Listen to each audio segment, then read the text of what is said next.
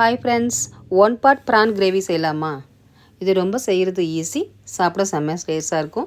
நான் இப்போ 1 kg PRAN வாங்கியிருக்கேன். இப்போ இது நல்லா நம்ம வாஷ் பண்ணி வச்சுக்கலாம். இப்போ பாருங்க, வாஷ் பண்ணியாச்சு. இப்போ தேவையான பொருள் என்னென்னு பார்த்துடலாம். நான் ஒரு துண்டு இஞ்சி நல்லா தட்டி போட்டிருக்கேன். பூண்டு, பச்சை மிளகாய் தட்டி போட்டுக்கோங்க. ஒரு பிடி கருவேப்பிலை. இப்போ 1 கப் சின்ன வெங்காயம் போட்டுக்கலாம். 2 பெரிய தக்காளியை நறுக்கி பொடியாக போட்டுக்கலாம். மஞ்சள்தூள், 2 ஸ்பூன் மிளகாத்தூள், கல்லுப்பு போட்டுக்கோங்க.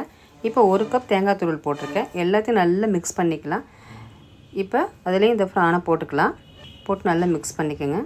இப்போ 1 ஸ்பூன் சோம்புத்தூள் போட்டுக்கிட்டு நல்லா கலக்கிட்டு 1 குழிக்கரண்டி எண்ணெய் விட்டுக்கலாம். அதில் இதை மூடி வச்சிடலாம். ஒரு 20 நிமிஷம் மூடி வச்சிடலாம். இப்போ பாருங்கள், இதை எடுத்து இப்போ நம்ம ஸ்டவ்வில் ஆன் பண்ணி விட்டுடலாம். இப்போ பாருங்கள், இப்போ 5 நிமிஷத்தில் ஓப்பன் பண்ணி பார்த்துடலாம். இப்போ நல்லா வெந்திருக்கு பாருங்கள். இந்த ஸ்டேஜ் நல்லா நம்ம கிளறி விட்டுலாம். இப்போ உப்பு காரம் எல்லாம் இருக்கா, சரியாக இருக்கான்னு பார்த்து செக் பண்ணிவிட்டு திரும்ப நம்ம ஒரு 5 மினிட்ஸ் மூடி வச்சிடலாம். இப்போ பாருங்கள், பதமாக கரெக்டாக வெந்துருச்சு.